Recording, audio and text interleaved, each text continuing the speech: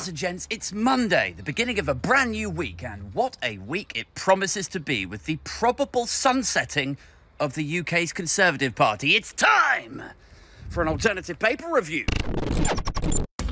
First up to the Daily Express this morning with Kemi Badenoch. My heart breaks when Tories turn to reform. Oh, I know. It's shocking, isn't it?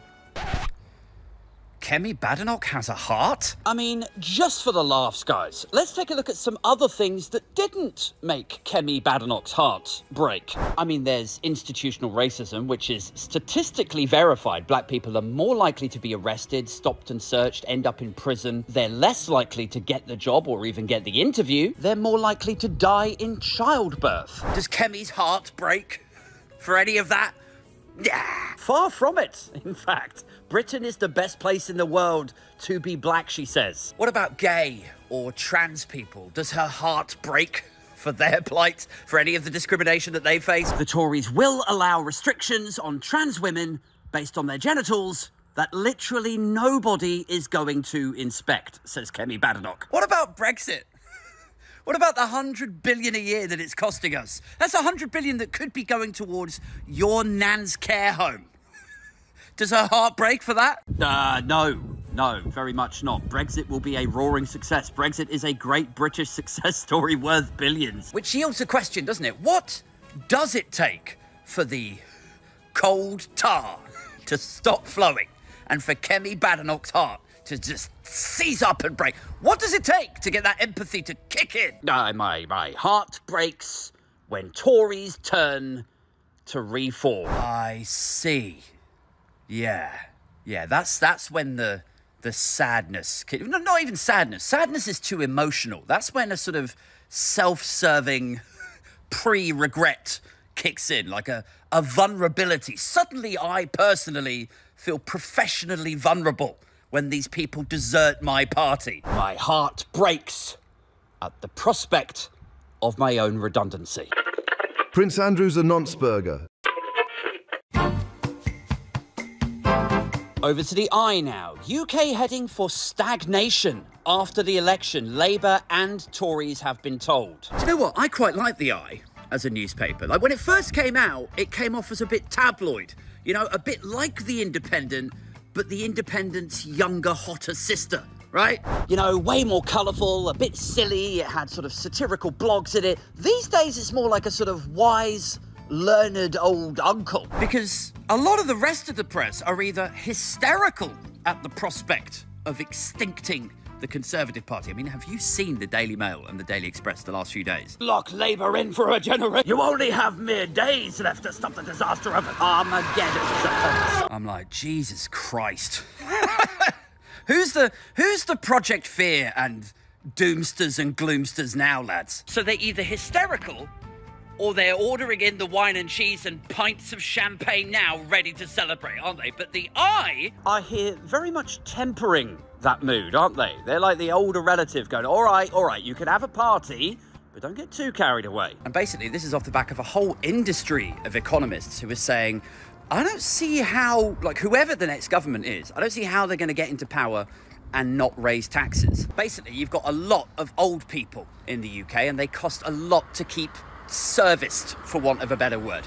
Pensions, care homes, hospitals, doctor's appointments. So then you need a percentage of your population to be younger, to be out there earning money, which you tax.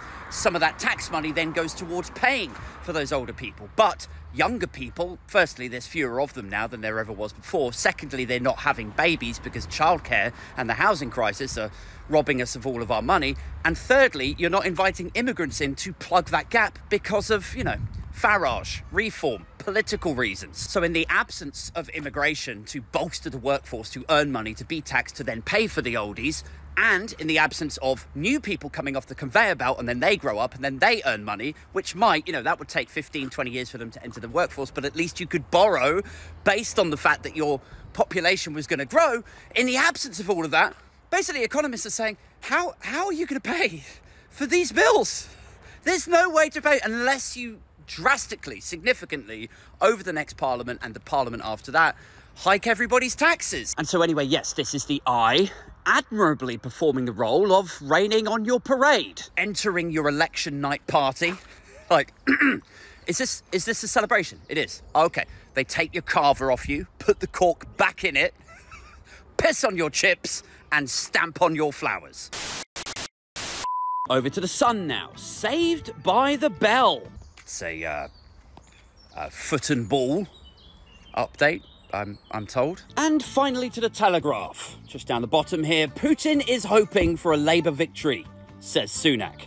I mean, this is basically the only thing that has even half worked for him. This entire campaign has been this Putin card that he pulls out. Like, when Farage was exposed as having expressed pro-Putin sensibilities, that actually kind of sort of resonated. I mean, for a lot of voters out there, they probably were like, well, hang on a second, I am up for low tax. I do have a problem with immigrants, but I'm not sure I'm totally sold on this Farage guy being Putin's puppy. I mean, don't get me wrong, the Tories are still absolutely on course for a wipeout. However, it does appear that that one line may have worked for him. And so now CCHQ are like, oh, just say the same thing about Labour. Maybe that'll turn it all around. I mean, for what it's worth, I think even Rishi Sunak has given up at this point. Nothing's going to turn it around in these last, 4 days now?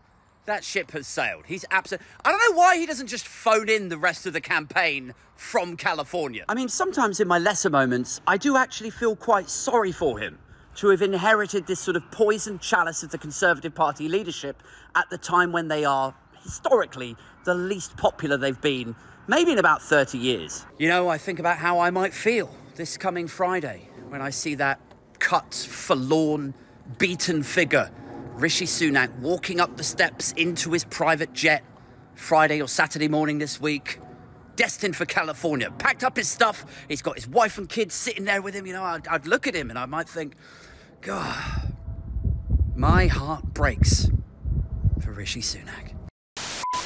Hey yo, it's the Alternative Paper Review. Coming in for you every day is the truth. Roasting the Tories, bring you the stories. A. Thompson talking blue in the room. Dude in the shed, big ears with a brew.